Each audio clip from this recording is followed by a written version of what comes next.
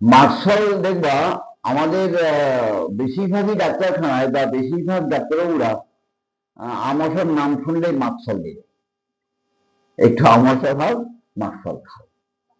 দেখো, লক্ষণের একটু যাচাই করতে হয়।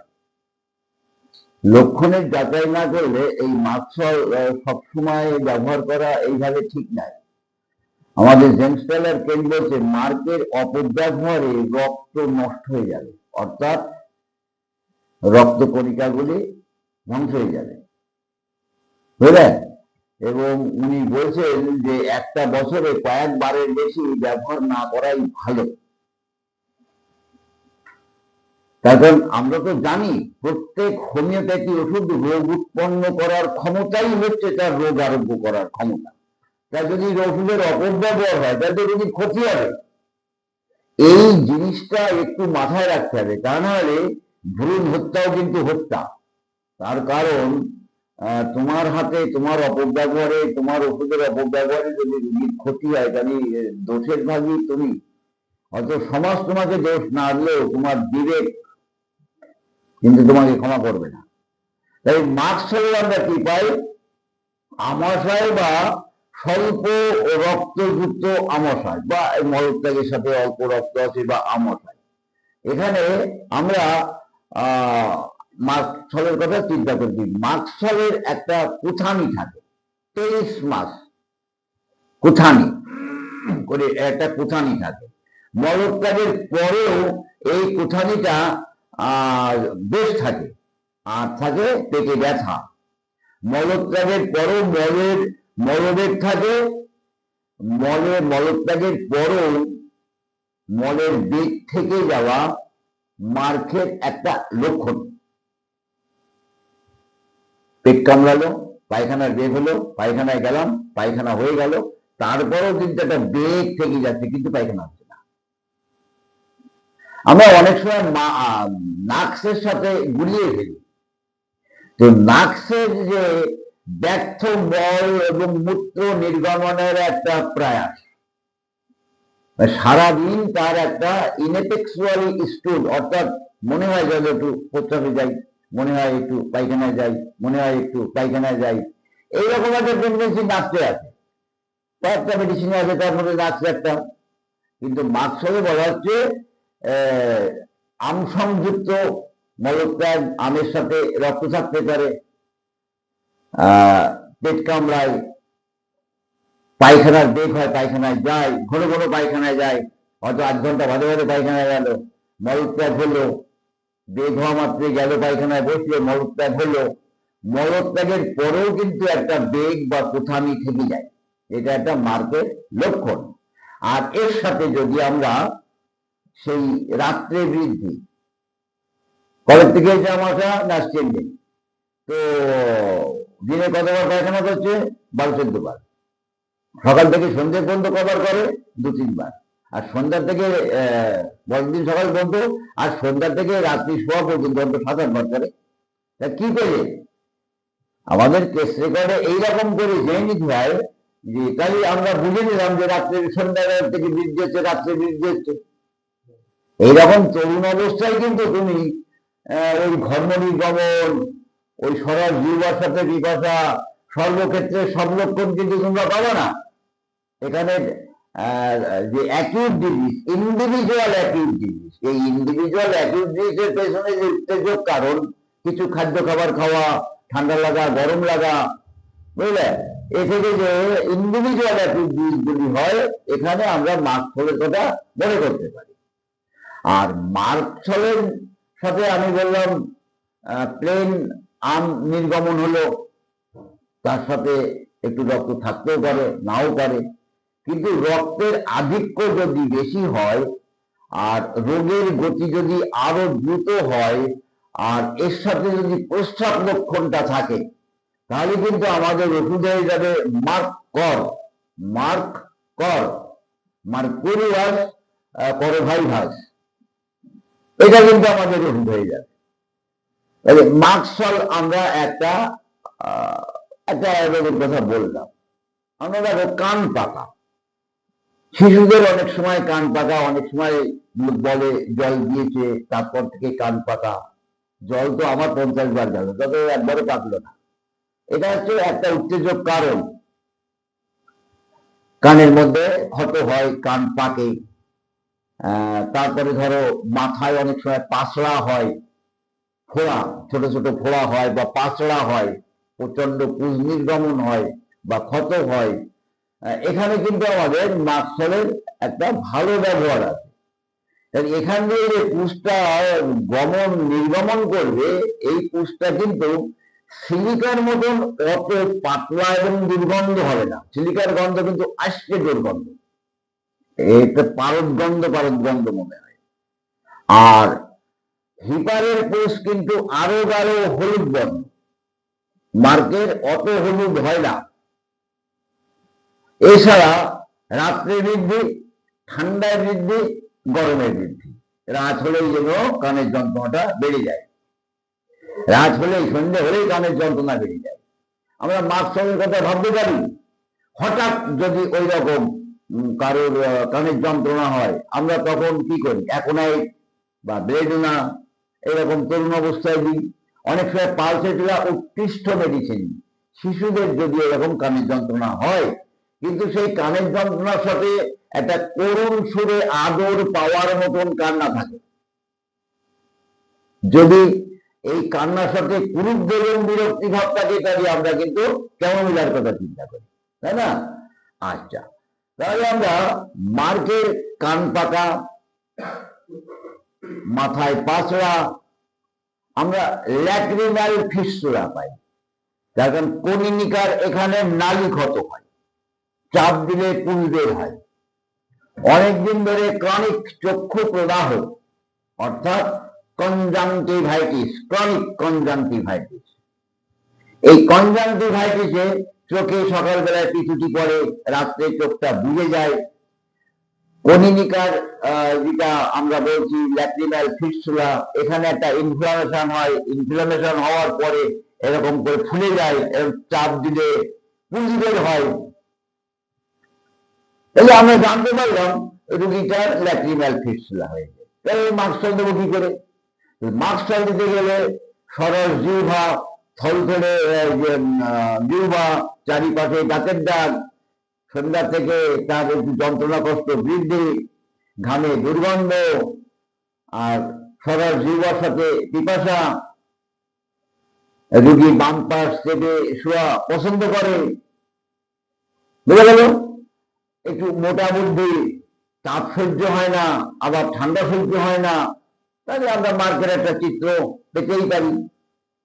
তাই ল্যাক্রিমাল ফিস্টুলা হোক, নাক দিয়ে যে ওজিনা, একটা পচা দুর্গন্ধ শ্লেষ্মা নির্গমন হয়, যাকে আমরা ওজিনা বলি।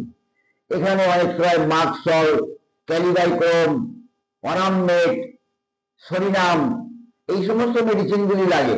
তার মধ্যে আমাদের মাক্সলও কিন্তু আর একটা। তাহলে আমরা বেশ কতগুলি রোগের কথা আমাদের মাথার মধ্যে গলার উপর থেকে চেয়ে দিলাম। এখনো বাকি থাকলো, ধরো আমাদের প্যারোটাইটিস, অর্থাৎ প্যারোটিড গ্ল্যান্ডের ইনফ্লামেশন, যাকে এক কথায় ডাক্তারি পরিভাষায় বলা হয় মামস। বোঝা গেল? তাহলে মামসটা কি হয়? ইন্ডিভিজুয়াল হতে দেখেছি, স্পোরাডিক্যালও হয়, অর্থাৎ বিক্ষিপ্ত ভাবে মানুষকে আক্রমণ করে, বা এমনি ব্যক্তিগত ভাবেও এক একজন আক্রান্ত হয়। তাহলে প্যারোটাইটিস, সেখানেও কিন্তু যন্ত্রণা ওই সন্ধ্যাবেলা থেকে বৃদ্ধি হয়। তার সাথে সরল জিহ্বা, ঘর্মপ্রবণ, শীতে বা গরমে বৃদ্ধি, মুখের মধ্যে অনেক সময় জিহ্বাটা থলথলে, লালাস্রাব, পিপাসা, মুখে দুর্গন্ধ। এইরকম যদি আমরা পাই, তাহলে আমরা কিন্তু এই প্যারোটাইটিস ট্রিটমেন্টেও কিন্তু, বা এই যে আমাদের স্যালাইভারি গ্ল্যান্ড, প্যারোটাইটিস নয়, তার সাবলিঙ্গুয়াল গ্ল্যান্ড বা ম্যান্ডিবুলার গ্ল্যান্ড, সেই দিকে ফোলা, ব্যথা অনেকদিন ধরেই আছে।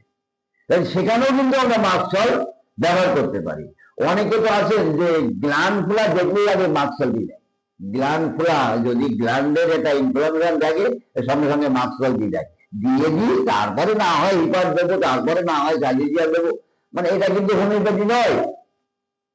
তোমাদের এই কথাগুলি কিন্তু ভালো করে মনে রাখতে হবে। এর সাথে একটু মোটা বুদ্ধি, অস্থির, একটু চঞ্চল, রাত্রে বৃদ্ধি, এই লক্ষণগুলি কিন্তু আমরা একসাথে জোগাড় করব।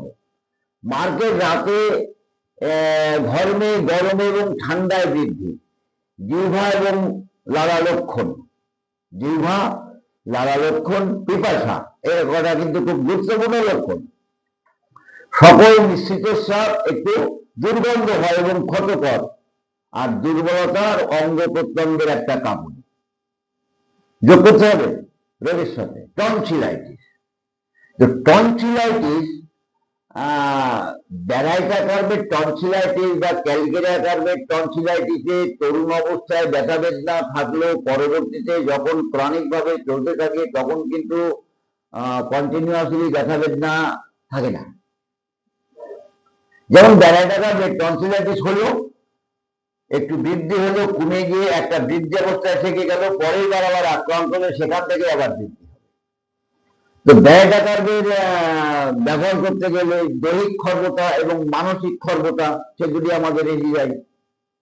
তাই টনসিলাইটিস ট্রিটমেন্টে বা আমাদের অ্যাপথিয়া, মুখের মধ্যে ক্ষত, মুখের মধ্যে ক্ষত, অ্যাপথিয়া বা স্টোমাটাইটিস, গালে ঘা যাকে বলা হয়, অ্যালোপ্যাথিতে গেলেই তারা বলে দেয় যে আপনার ভিটামিন ডেফিসিয়েন্সি হয়েছে, ভিটামিন পরিমাণ কমে যাবে। এই তো তাই আমরা কিন্তু এই টনসিলাইটিসটাই অনেক সময় পুঁজ উৎপন্ন হয়, কুইন্সি পুঁজ উৎপন্ন হয়। টনসিলের যদি ইনফ্লামেশন হয়, ওই রকম পাসফরমেশন হয়ে যায়, তাহলে অ্যালোপ্যাথিটা কি করে, কেটে বাদ দেয়। ওখান থেকে পুঁজ বেরোলেই ওই জায়গাটায় কেটে বাদ দেবো, ব্যাপারটা এরকম, রুগী করে না।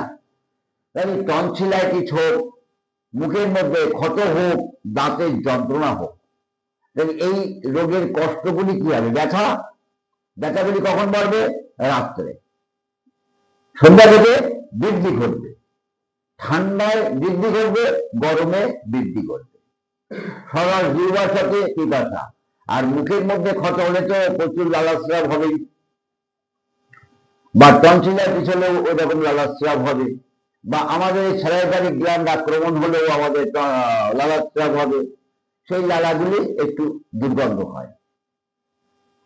আমি এরকম পেশেন্ট ট্রিটমেন্ট করেছি যে স্বামী স্ত্রীর ডিভোর্স হয়ে যাবে, একদম সব রেডি, কেন না বইয়ের একটাই কমপ্লেন, ওর মুখে দুর্গন্ধ, মারাত্মক দুর্গন্ধ, অসম্ভব, আমি ওর ঘর করবো না। ঠিক আছে, অন্তত মাস নেক সময় দাও, দেখা যাক। তো অটোমেটিক দেখা গেল মাস্কলি আমি চয়েস করেছিলাম, এবং মাস্কলের ব্যবহারে কিন্তু 3 মাসের মধ্যে তার অন্তত 90% মুখের গন্ধ কেটে গেল, এবং তাদের আর ডিভোর্স করার মেন্টালিটি থাকলো না। যাই হোক, এখানে আমি তোমাদের একটা কথা বললাম।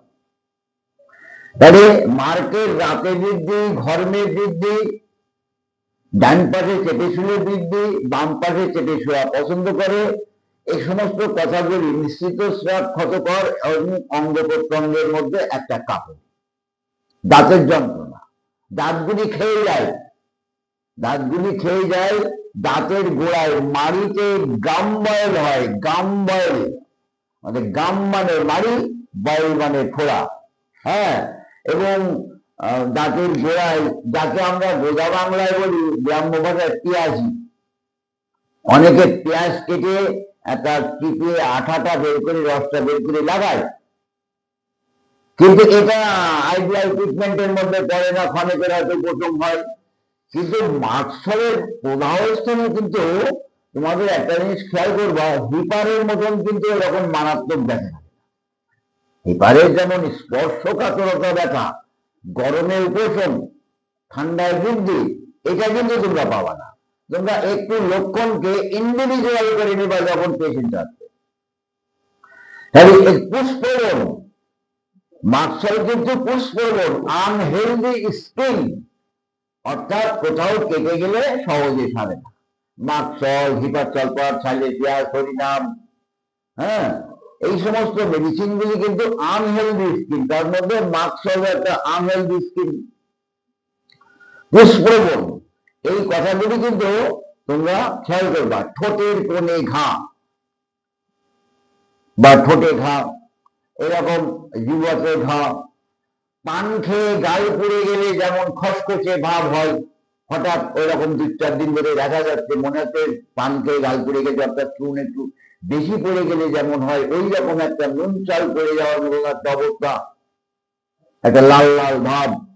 আমরা তরুণ অবস্থায় কিন্তু যদি এইরকম পাই আর মার্কের লক্ষণগুলি পাই, তাহলে আমাদের কিন্তু ট্রিটমেন্ট হয়ে যাবে। এবং আমরা লক্ষ্য করি এই জাতীয় রোগীদের মধ্যে, যেটা স্টোমাটাইটিস বা অ্যাপথিয়া বলে আমরা যেটাকে গণ্য করি, মুখের মধ্যে ক্ষত, এখানে কিন্তু রোগীর একটা লস অফ ডাইজেস্টিভ সিস্টেম, অর্থাৎ হজম যন্ত্রের একটা গোলযোগ থাকে। শুধু পাতলা পায়খানা হচ্ছে একটা হজম যন্ত্রের গোলযোগ তা কিন্তু নয়, মানে খাদ্য থেকে সঠিকভাবে সে ভিটামিন গ্রহণ করতে পারে না। ভিটামিনের অভাব নাই, ভিটামিন গ্রহণ করার ক্ষমতার অভাব। এই জাতীয় অবস্থা যদি হয়, পাকস্থলীর গোলযোগ যদি আমরা লক্ষ্য করি, লুজ বটন হতে পারে, আমোটাই হতে পারে, নাও হতে পারে, তাহলে এই ধরনের অবস্থায় ঠোঁটের কোণে ঘা, আর ঘায়ের পরে একটা গুরুত্বপূর্ণ লক্ষণ, মুখের মধ্যে ঘা হলে ঘায়ের উপরে একটা সাদা আস্তরণ থাকে। ঘায়ের পরে একটা সাদা আস্তরণ থাকে, ঠিক যেন দুধের সর মাখানোর মতন ওই রকম একটা আস্তরণ থাকে। ঠোঁটগুলি ফেটে যায়, জিহ্বাতে ঘা হয়, ঘাগুলি বড় বড় হয়। আর এক জাতীয় ঘা আছে, জারি ঘা বলা হয়, প্রচন্ড ভাবে ছড়িয়ে ছিটিয়ে বিস্তীর্ণ ভাবে ছড়িয়ে যায়, সেটা গভীর হয় না।